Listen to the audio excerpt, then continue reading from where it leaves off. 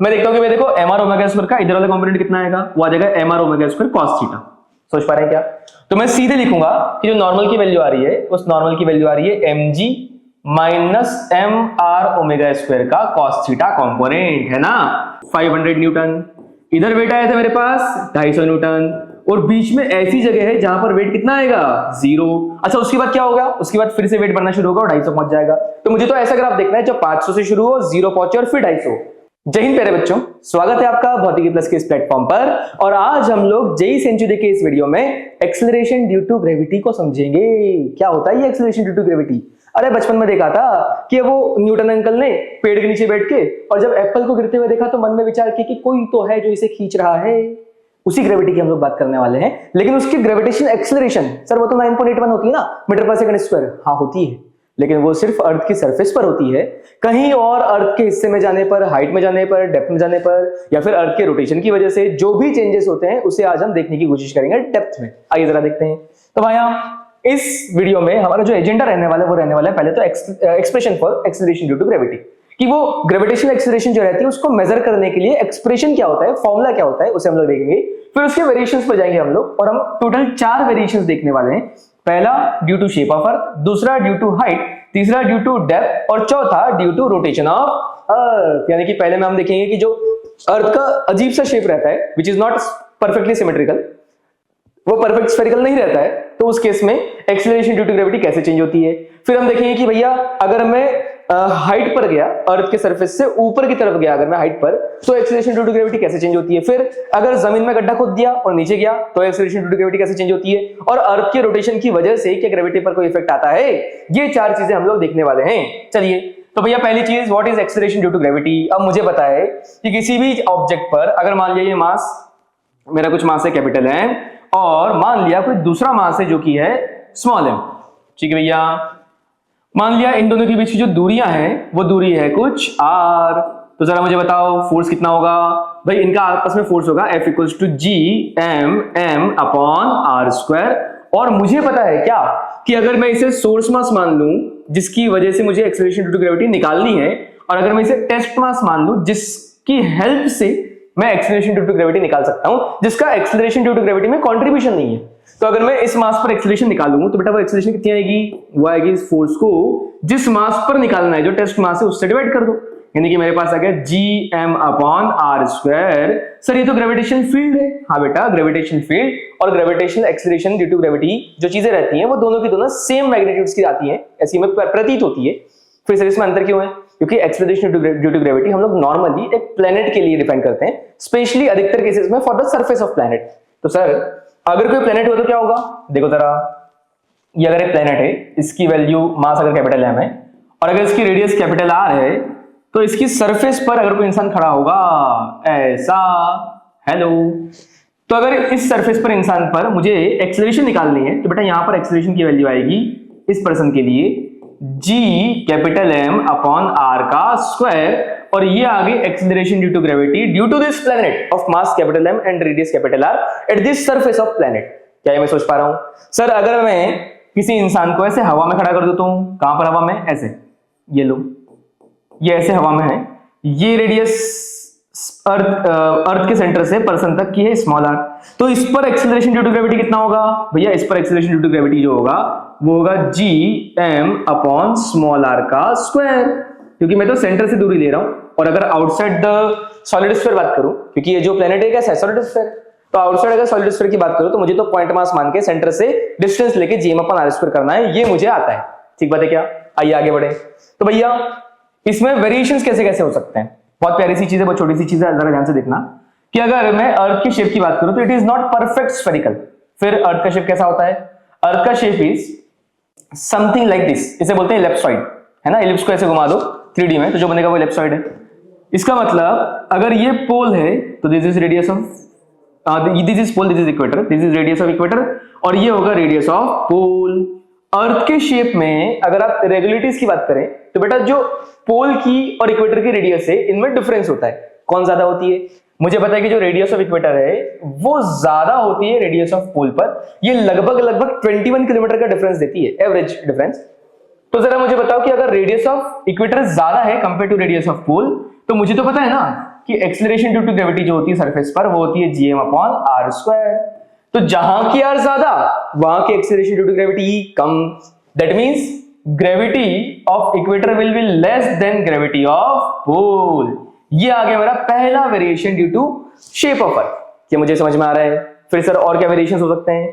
अगला वेरिएशन आता है ड्यू टू हाइट, कि अगर मैं ये धरती माता पे कैपिटल एम मास है प्लेनेट का, this radius is capital R, और अगर यहां से कुछ हाइट पर ये लो या person is at some height H, यहां पर अगर पर्सन पहुंच गया तो जरा मुझे बता पहली चीज तो कि सेंटर से दूरी कितनी, क्योंकि मुझे पता है आउटसाइड द सॉलिड स्फीयर दूरी तो मैं सेंटर से मान के निकाल दूंगा आंसर।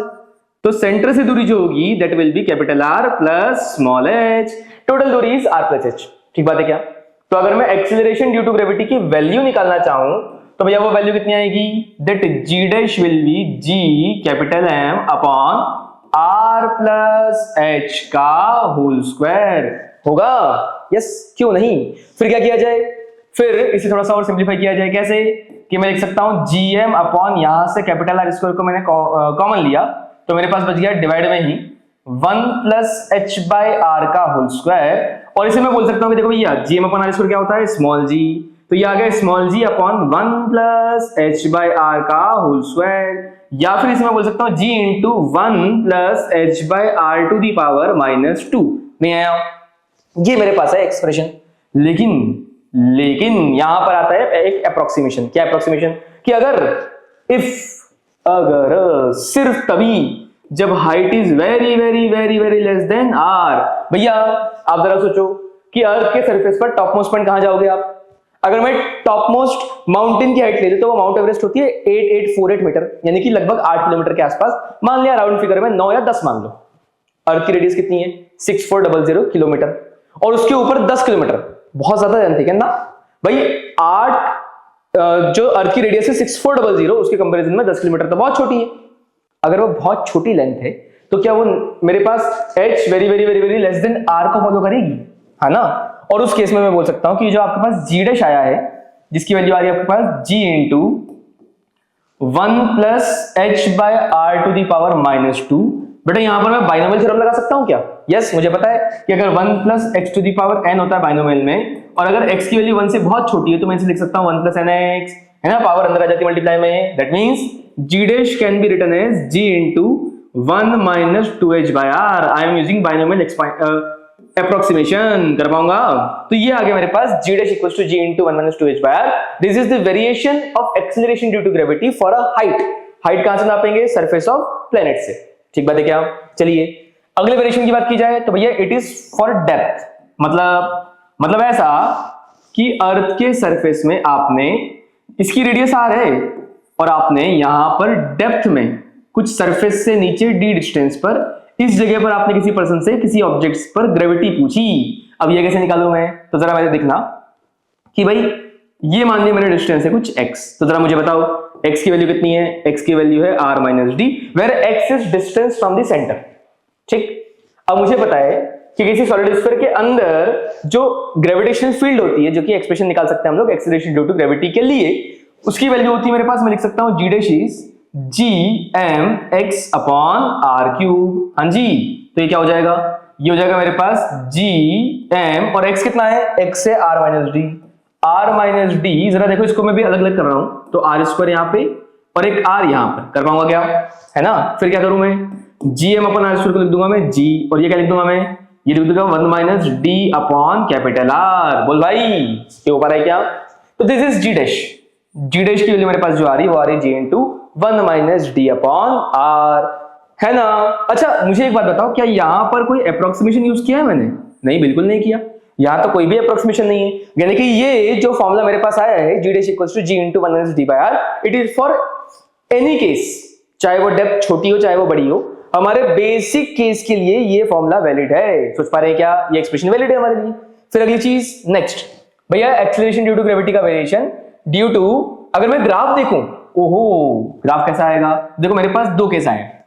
एक पहला केस कि अगर जो स्मॉल r है, ये मैं प्लेनेट ले लेता हूं, यहां पर ये प्लेनेट, और इस प्लेनेट के सेंटर से कोई दूरी मान लेता हूं मैं रैंडमली r। ठीक, ये बाहर भी हो सकती है अंदर भी हो सकती है। प्लेनेट की रेडियस में मान लेता हूं कैपिटल R। ठीक है क्या? तो अगर मैं बोलूं कि देख भाई, अगर स्मॉल आर की value greater than capital R है, ग्रेटर देन इक्वल्स टू, तो उस केस में मैं बोल सकता हूं कि जो g आएगा, g dash that will be g into 1 minus 2h by R for small cases, या फिर मैं बोल सकता हूं कि भैया यहाँ पे तो सीधा आ जाएगा g into 1 plus h by R to the power minus 2, या फिर डायरेक्टली मैं निकालूंगा gm अपॉन आर स्क्वायर करके। ठीक है भैया क्या, और मैं बोल सकता हूं कि it will be directly gm upon r plus h का whole square, this will be easy for me, है ना। And if h is very small, तो हमें पता है कि वो आ जाएगा कि if h is very very smaller than r, I can say g dash will be g into 1 minus 2h by r, है ना। तो यहां पर अगर मैं बेसिक एक्सप्रेशन देखूं, ये वाला या फिर ये नीचे वाला g डैश इक्वल्स टू, तो मुझे समझ में आ रहा है कि भाई साहब हाइट के साथ जो रिलेशन है वो तो इनवर्स रिलेशन है, हाइट नीचे है यहाँ पर और g डैश ऊपर है। इसका मतलब जो हाइट के लिए रिलेशन बनेगा, जो ग्राफ बनेगा, वो तो मेरे पास ऐसे रेक्टेंगुलर हाइपरबोला टाइप कुछ बनेगा। और अगर मैं बात करूं कि अगर दूसरा केस में लूं कि r is less than capital R, तो उस केस में मैं बोल सकता हूं कि भैया देखो, इस केस में g डैश की वैल्यू जो आ रही है वो आ रही है g into 1 minus d by r, या फिर अगर आप x के फॉर्म में लिखोगे तो आ जाएगा, देखो g इंटू बेटा r माइनस d, x ही तो था, तो gx अपॉन r, यानी कि ये जो एक्सप्रेशन आया ये तो लीनियर फंक्शन आ रहा है ना, लीनियर एक्सप्रेशन आ रहा है यहाँ पर मेरा। तो अगर मैं ग्राफ बनाऊंगा तो ग्राफ में मुझे मालूम पड़ा है कि भाई साहब r लेस देन r के लिए मैं बोल सकता हूं कि for r less than r the expression is linear function, and for r greater than capital R the expression is rectangular hyperbola, है ना। कुछ इस तरह से हाइपरबोलिक बन रहा है, हालांकि मैं एग्जैक्टली रेक्टेंगुलर नहीं बोलूंगा उस समय, लेकिन उसका shape is nearly similar two rectangular hyperbola. ध्यान देना, शेप रेक्टेंगुलर हाइपरबोला के सिमिलर होगा यहाँ पर। दैट मींस जब मैं ग्राफ बनाऊंगा, ले भैया ग्राफ देख जरा मेरा यार, ये एक्सेलरेशन ड्यू टू ग्रेविटी की वैल्यू g डैश जिसको हम लोग बोल रहे हैं, और ये वो पोजीशन जहां पर r की वैल्यू कैपिटल R सरफेस पर होगा। तो क्या मेरा इनिशियल ग्राफ स्ट्रेट लाइन बनेगा? यस। कहां तक बनेगा भैया? वहां तक बनेगा जब तक कि r की वैल्यू सरफेस पर नहीं पहुंच जाती, और वैल्यू कितनी होगी मैक्सिमम? वो होगी g के बराबर, g मतलब gm अपॉन r का स्क्वायर, जो कि सरफेस पर होनी चाहिए। और उसके बाद क्या होगा? उसके बाद विल बी डिक्रीजिंग ग्राफ इस तरह से, है ना। अरे बोलो भैया, तो अगर आपसे कोई पूछता है कि भैया maximum value of acceleration due to gravity कहां होगी? सरफेस पर। कहां होगी? सरफेस पर। और सरफेस पर भी किस जगह पर होगी? वो होगी सरफेस पर मैक्सिमम पोल पर, क्योंकि अभी अभी हमने देखा था कि पोल पर ग्रेविटी मैक्सिमम होती है और जो इक्वेटर होता है वहां पर ग्रेविटी कम होती है ना। ये मुझे समझ में आ रहा है। Sir acceleration due to gravity zero कहां पर होगी? तो भैया मैंने देखा कि एक्सीलरेशन ड्यू टू ग्रेविटी इस ग्राफ के हिसाब से जीरो तो हो रही है या तो इनफाइनाइट डिस्टेंस पर या फिर सेंटर पर। अरे सेंटर पर जीरो क्यों हुई? क्योंकि आसपास चारों तरफ मास है, तो सबने अपनी अपनी तरफ खींचे, यानी कि नेट फोर्स जो आया वो कितना आया? वो आया मेरे पास जीरो, है ना। तो ये मेरे पास तीन केसेस बने, तीन वेरिएशंस बने। पहला मैंने देखा शेप की वजह से, दूसरा मैंने देखा हाइट की वजह से, और तीसरा मैंने देखा डेप्थ की वजह से। अब मुझे पता है कि भैया धरती माता रोटेट भी होती है। अरे क्या होती है? रोटेट। और अगर धरती माता रोटेट होती है भैया, तो उस केस में क्या होगा? उस केस में मैं बोलूंगा कि अगर मैं धरती माता के सेंटर से किसी थीटा एंगल पर बात करूं, तो यहां पर जो पर्सन होगा, जरा देखो उस पर मैं किस तरह से देखूंगा। क्या मैं क्या देखूंगा कि इस पर ग्रेविटी की वजह से एक फोर्स लग रहा होगा यहां पर नीचे mg, है ना। नॉर्मल फोर्स लग रहा होगा n, और मैं इसी पर बैठकर देख रहा हूं with respect to frame of earth, तो मुझे यहां पर एक सूडो फोर्स दिखेगा बाहर की तरफ, जो कि होगा जिस रेडियस में घूम रहा होगा। किस रेडियस में घूम रहा होगा? जरा देखो, ये बेटा यहां पर ऐसे रेडियस में चक्कर लगा रहा होगा ये पर्सन, है ना। और मान लेते हैं कि ये जो रेडियस है, ये रेडियस इज स्मॉल r, ठीक। तो अगर ये रेडियस स्मॉल r है, कितनी है ये radius? This radius is small r। उस केस में मैं बोल सकता हूं कि इस पर जो फोर्स लगेगा बाहर की तरफ, that force will be mr omega square. अरे आया क्या? सोच सकते हैं ना। तो अगर मुझे इस नॉर्मल की वैल्यू निकालनी है, क्या निकालनी है मुझे? इस नॉर्मल की वैल्यू। तो इस नॉर्मल की वैल्यू कैसे निकालूं भाई? क्या करूं मैं जिससे कि नॉर्मल की वैल्यू आ जाए? क्योंकि नॉर्मल निकालूंगा तभी तो मैं रिजल्टेंट फोर्स निकाल पाऊंगा, और तभी तो मैं एपरेंट वेट निकाल पाऊंगा वहां का, जो कि मुझे ग्रेविटी निकालने में मदद करेगा। तो इस नॉर्मल की वैल्यू निकालने के लिए देखो, वैसे तो इसको निकालने के लिए ऐसे करते हैं कि mg और mr ओमेगा स्क्वायर को आप लोग रिजल्टेंट फोर्स निकाल देते हैं कि अगर ये एंगल थीटा तो ये भी एंगल थीटा, तो ये एंगल आ जाएगा मेरे पास पाई माइनस थीटा, और फिर वो नेट फोर्स निकालने के लिए root over a square plus b square plus 2ab cos theta लगा देते हैं, उससे रिजल्टेंट निकाल देते हैं। तरीका नंबर 1 मैं क्या लिख देता हूं, मैं देखता हूं कि मैं देखो mr ओमेगा स्क्वायर का इधर वाला कंपोनेंट कितना आएगा, वो आ जाएगा mr omega square cos theta. सोच पा रहे हैं क्या? तो मैं सीधे लिखूंगा कि जो नॉर्मल की वैल्यू आ रही है उस नॉर्मल की वैल्यू आ रही है mg minus mr omega square का cos थीटा कंपोनेंट, है ना। हालांकि जो एक्चुअल डेरिवेशन है वो अलग से लिखा है आपने, लेकिन मुझे अभी तो मेरे एक्सप्रेशन से मतलब है। फिर मैंने बोला कि क्या करूं मैं ऐसा करूंगा कि भैया mg में जो स्मॉल r है वो क्या है, small r is this r का cos थीटा, ये अगर थीटा तो ये भी theta, that means I can से small r is capital R का cos थीटा। तो r cos थीटा यहां लिखा, जो कि cos से मल्टीप्लाई होकर हो गया cos स्क्वायर थीटा। ये मेरे पास आ गया नॉर्मल। तो अगर मुझे g डैश निकालना है वो तो होगा भैया नॉर्मल अपॉन मास, यानी कि g minus r omega square cos square theta. ये आया मेरे पास g डैश, है ना। यानी कि अर्थ के रोटेशन की वजह से जितना मेरे पास एक्सीलरेशन ड्यू टू ग्रेविटी में वेरिएशन आएगा वो है ये। क्या सोच पा रहा हूं मैं, है ना। चलिए तो जरा देखते हैं कि आखिर इन केसेस से किस तरह के क्वेश्चंस बन सकते हैं और उसमें चेंजेस की संभावना क्या होगी, क्योंकि बेटा ये टॉपिक जो है छोटा सा टॉपिक है और इसका इंपॉर्टेंस इसी में कि हम लोग सारे केसेस को अच्छे से समझ पाए और उन्हें लगाना सीख पाए। आइए जरा देखते हैं। भैया क्वेश्चन दिया हुआ है कि if acceleration due to gravity on the surface of earth is 10 meter per second square and let acceleration due to gravitational acceleration at the surface of another planet of our solar system be 5। यहां पर 10 है और यहां पर 5 है। फिर क्या किया गया, an astronaut weighing 50 kg on earth goes to this planet in a spaceship with a constant velocity, the weight of the astronaut with the time of flight is roughly given by। बेटा हमारे planet से जहां पर acceleration due to gravity है 10, वहां से किसी और प्लेनेट पर फेंका गया एक सैटेलाइट, एक स्पेसशिप जिसकी ग्रेविटेशनल एक्सीलरेशन है 5। तो क्या होगा, तो ऐसा होगा कि भैया प्लेनेट पर तो जहां पर फेंक रहे हैं वहां पर तो जो वेट आएगा, है ना, वो मुझे क्या लिखेगा कि भैया यहां पर जो वेट आएगा वो आएगा मेरे पास 50 केजी का 500 न्यूटन, धरती माता की सरफेस पर 500 न्यूटन, और यहां पर जो वेट आएगा वो तो आएगा 50 केजी का 5 से मल्टीप्लाई यानी कि 250 न्यूटन। तो एक तो मुझे ये कंफर्म है, ये क्लैरिटी है कि यहाँ वेट 500 और वहां पर वेट 250, तो फाइनल वेट 250 आएगा, इनिशियल वेट 500 आएगा। बिल्कुल चारों केसेस में कोई अंतर नहीं है, मतलब मैं डायरेक्टली कैलकुलेट नहीं कर पाऊंगा। अब मुझे देखना पड़ेगा कि बीच में वेरिएशन कितना होता है, और ये बहुत इंटरेस्टिंग केस है। कैसे देखें बीच का वेरिएशन? बीच का वेरिएशन हम लोग ऐसे देखेंगे कि भाई शुरुआत में ये जो अर्थ है या फिर जो प्लेनेट है, इस पर इस जगह पर जो ग्रेविटी होती थी वो होती थी g इक्वल्स टू 10 मीटर पर सेकेंड स्क्वायर, और यहां से किसी और प्लेनेट पर गया जहां पर ग्रेविटी होती भैया 5 मीटर पर सेकेंड स्क्वायर, है ना। मैंने शेप थोड़ा अलग अलग बनाया है ताकि मैं डिफाइन कर पाऊं, डिफरेंशिएट कर पाऊं। अब क्या हुआ, अब यहां से एक रॉकेट को छोड़ा गया और वो उस सरफेस पर जा रहा है, तो बेटा उसका रास्ता कुछ ऐसा होगा, कांस्टेंट वेलोसिटी, यानी कि मैं बोल सकता हूं कि नेट फोर्स उस पर 0 मान रहा हूं या फिर उस पर कोई रिजल्टेंट फोर्स नहीं मान रहा हूं, सूडो फोर्स वगैरह लगाने की मुझे जरूरत नहीं है। फिर क्या करूं मैं, फिर जब ये प्लेनेट आगे बढ़ेगा तो जरा मुझे बताओ क्या बीच में एक कोई ऐसा पॉइंट होता है जिसको हम लोग बोलते हैं न्यूट्रल पॉइंट, है ना। क्या होता है न्यूट्रल पॉइंट? न्यूट्रल पॉइंट वो पॉइंट है जहां पर जो रिजल्टेंट फोर्सेस है दोनों का मिला के वो 0 है। अब अगर रिजल्टेंट फोर्सेस 0 है बेटा, तो जरा मुझे बताओ इस जगह पर acceleration due to gravity resultant कितनी होगी? फील्ड ही 0 है तो फोर्स 0 आ जाएगा। अगर फोर्स फील्ड 0 है तो क्या मैं बोल सकता हूं कि यहां पर जो ग्रेविटी की वैल्यू आएगी वो कितनी आएगी? 0। अगर ग्रेविटी की वैल्यू 0 आएगी, रिजल्टेंट अगर मेरे पास फोर्स 0 है, ग्रेविटी 0 है, तो जरा मुझे बताओ यहां पर वेट कितना आएगा? यहां पर वेट आएगा मेरे पास 0, यानी कि भैया यहां पर वेट आया था मेरे पास 500 न्यूटन, इधर वेट आया था मेरे पास 250 न्यूटन, और बीच में ऐसी जगह है जहां पर वेट कितना आएगा? 0। अच्छा उसके बाद क्या होगा? उसके बाद फिर से वेट बढ़ना शुरू होगा और 250 पहुंच जाएगा। तो मुझे तो ऐसा ग्राफ देखना है जो 500 से शुरू हो, 0 पहुंचे और फिर 250, 500 से शुरू हो, 0 पहुंचे और फिर 250 हो। क्या ये हो पाएगा? नहीं। क्या ये हो पाएगा? बिल्कुल नहीं। कांस्टेंट वेट तो आ ही नहीं सकता। क्या लीनियर आ रहा है? बिल्कुल नहीं आ रहा है, हमारे पास 0 हो रहा है, और ये मेरे पास ए ऑप्शन आ रहा है इसका। क्या ये सोच पा रहे हैं, है ना।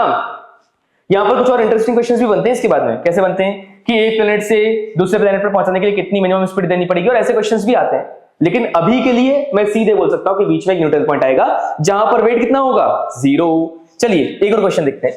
भैया a planet of radius r जो कि 1/10 है रेडियस ऑफ अर्थ की, has the same mass density as earth. Scientists dig a well of depth r/5 on it and lower a wire of same length and the linear mass density is 10 to the power -3, ये 1 ग्राम पर metre है, into it. If the wire is not touching anywhere, the force applied at the top of the wire by a person holding it in place is। आओ जरा देखिए भैया, तो मुझे बोला गया कि एक प्लेनेट मान लो, क्या मान लो, प्लेनेट, ऐसा प्लेनेट मान लो जिसकी जो रेडियस है ना, उसकी रेडियस अर्थ की रेडियस के 1/10 है। चलिए भैया मान लेते हैं, तो मैंने मान लिया कि ये प्लेनेट है आर रेडियस का, and the value of R is 1/10 of radius of earth. तो रेडियस ऑफ अर्थ मुझे क्वेश्चन में दी हुई है कितनी है, वो है 6 × 10⁶। जब मैं यहां पर लिखूंगा 6 × 10⁶, तो मेरे पास आ जाएगा क्या, मेरे पास आ जाएगा ये, this is the value of capital R. ठीक बात, अब क्या किया जाए, अब मुझे बोला गया कि यहां पर एक r/5 रेडियस का वेल दिया और उसमें एक वायर को जिसकी डेंसिटी कुछ मास डेंसिटी है 10⁻³ उसे इंसर्ट किया गया, तो उस पर मुझे फोर्स निकालना है ना, क्योंकि जितने परसेंट फोर्स लगेगा उतने फोर्स से अर्थ उसे अंदर खींच रही होगी, जो भी प्लेनेट है उसे अंदर खींच रहा होगा। तो हमने बोला कि देख भैया ऐसे मान लेते हैं, ऐसे मान लेते हैं कि इसमें जो हमने वेल डिग करी है, जो इसके अंदर वेल डाली है हमने, वो कुछ इस जगह पर ऐसी होगी, है ना, इसकी रेडियस इज जस्ट r/5, कम है, मैंने ज्यादा दिखा दी है ताकि हमें ऑब्जर्व अच्छे से हो पाए। और यहां पर हमने अंदर एक वायर को ऐसे छोड़ दिया, है ना। तो जरा मुझे बताओ, इस वायर को अगर मैं और अच्छे से देखूंगा तो मुझे कैसा दिखेगा, बेटा देखो थोड़ा जूम करके देख रहा हूं मैं इस जगह को, तो यहां पर ये जो वायर दिखेगा मुझे, ये मुझे दिखेगा कुछ ऐसा सा, कैसा सा, कुछ ऐसा, यहां मुझे एक वायर दिखेगा, और इस वायर में मुझे दिखेगा कि भाई अगर मैं किसी x डेप्थ की बात करूं, सर x डेप्थ की बात क्यों करना है, क्योंकि अभी मैंने x डेप्थ पर एक्सेलरेशन ड्यू टू ग्रेविटी निकालना सीखा है, और उसी से तो मैं वेट निकालूंगा, mg करके वेट निकाल दूंगा।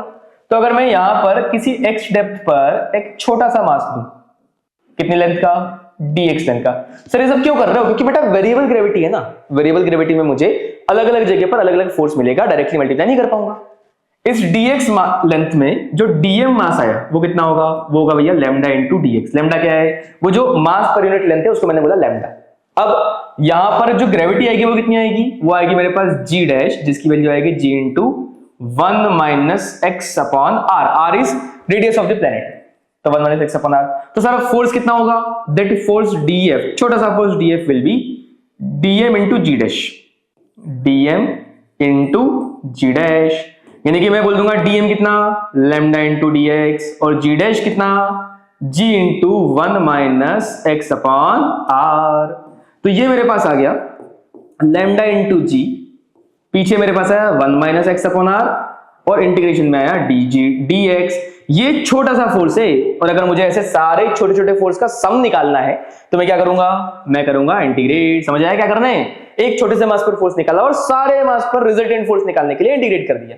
कहां से कहां तक भैया, 0 से लेकर x की वैल्यू कहां तक हो रही है, r/5 तक, ये हो जाएगा 0 से लेकर f तक, है ना। तो मैंने बोला कि लो भैया अगर मैं इस इंटीग्रेशन को ध्यान से देखूं, df जो कि है 0 से f इक्वल्स टू, मेरे पास यहां पर क्या आया, बाहर आया मेरे पास लैम्डा इंटू g,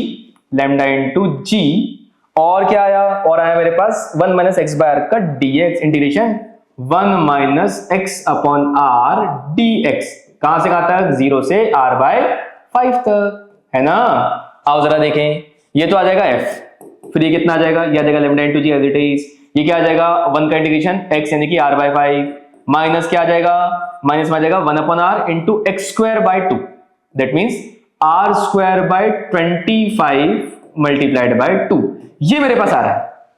सर ये g क्या है, बेटा g है उस प्लेनेट की सरफेस पर ग्रेविटी, सर कितनी होगी, आओ निकाल लेते हैं। उस प्लेनेट पर ग्रेविटी होगी बेटा g, जो कि होगा gm अपॉन r²। सर मास कैसे निकालूं, आओ जरा देखते हैं। तो g और r जो है वो रेडियस ऑफ अर्थ का 1/10 था, ये मुझे पता है।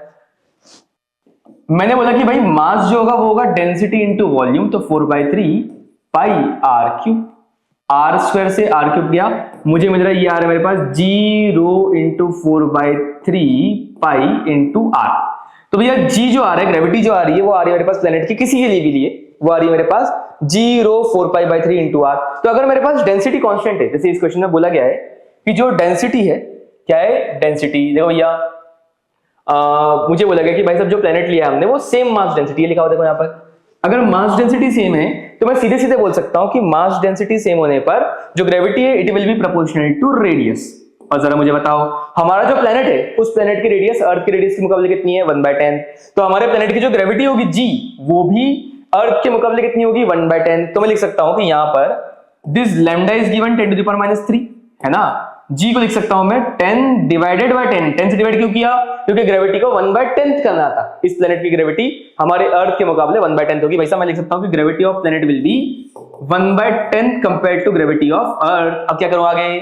अब मैंने बोला कि देखो भैया r/5 माइनस r से r कैंसिल r/50। तो r/5 को r/50 से डिवाइड माइनस कर रहा हूं मैं, तो है ना। कैसे करूंगा? मैं यहां 10 का मल्टीप्लाई कर दूंगा और मेरे पास आ जाएगा 9r/50। तो मेरे पास आया 10 से 10 कैंसिल, 10⁻³ साथ में आया 9r/50। और अब समय आ चुका है वैल्यूज रखने का। आइए जरा रखते हैं 10⁻³ 9/50 एंड r की वैल्यू कितनी? ये रही 6 × 10⁵। तो r की वैल्यू मेरे पास आ गई 6 × 10⁵। हाँ जी, सॉल्व करें, मुझे आंसर निकालना है इनमें से कोई। वैसे तो अच्छा आंसर आने की उम्मीद है। -3 से पावर 5 गई, 2 आ गई, 2 से 1 और गई, तो बेटा सिर्फ 10 बचा। यानी कि मेरे पास आ रहा है 6 × 9, 10 यहां पर 5 यहां पर। तो बेटा एक काम करो ना, 5 से भी कैंसिल करो, 2 बचा। यानी कि अल्टीमेटली मेरे पास आया कितना? 9 × 6 × 2। चलो भैया 6 × 2 12, 12 × 9 ये तो 108 आ रहा है।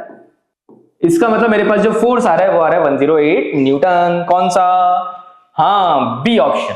क्या सोच पा रहे हैं?